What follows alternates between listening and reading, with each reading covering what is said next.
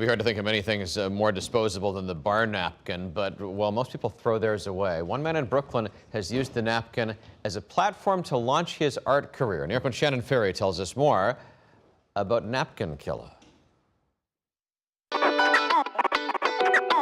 Started drawing at the dive bars. Now my doodles worth 5 cars. He's been called everything from the world's highest paid napkin artist to the Kim Kardashian of the napkin art world. Illustrator Spencer Ockwell has found fame and fortune in an unlikely place, on the back of little white cocktail napkins. It's kind of like being like a touring rock star, except for there's less people screaming and more people just watching quietly as I draw. 4 years ago, Ockwell was just another artist working in advertising and animation. Hanging out in a Bushwick bar one night, he did what comes naturally, draw, using bar napkins as his canvas. Proud of his little creations, he began sharing them on Instagram. Captioned it like something still killing these napkins, hashtag Napkin Killa, and then I was like, ooh, light bulb, hold up. It became a daily routine. Go to the bar after work, sketch on napkins, post them. The caricatures are fun, but that Napkin Killa hashtag really stood out. He soon caught the eye of New York Magazine, which asked him to document New York Fashion Week. A social media star was born. You know, I'm not the first person to ever draw on napkins, but I'm the first one to brand it and make it like a thing. The humor is relatable and shareable, like this sketch captioned, "The only 2 things you need in the bathroom," above drawings of toilet paper and a cell phone.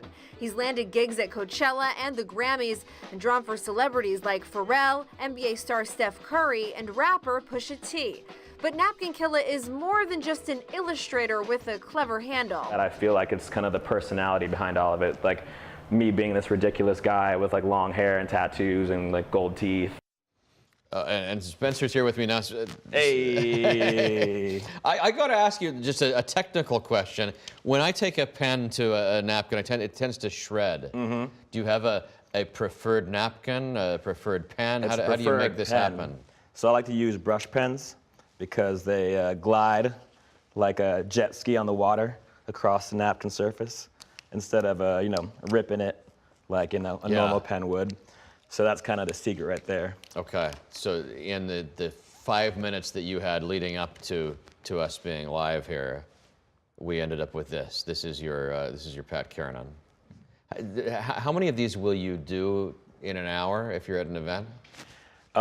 It's usually about 5 minutes a person, so I'd say like maybe 20 an hour, about, give or take, What do I do to preserve this?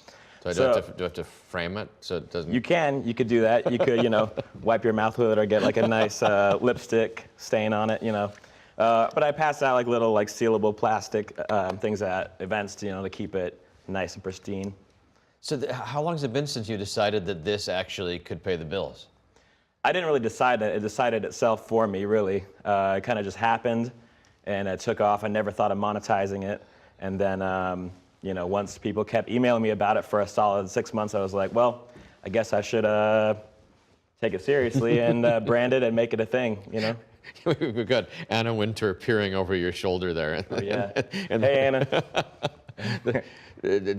That was part of the New York Magazine Fashion Week series? Yeah. That was, I'd say, the first thing that kind of made it, a thing, you could say, is Fashion Week kind of took me out of obscurity and put me into, an it guy.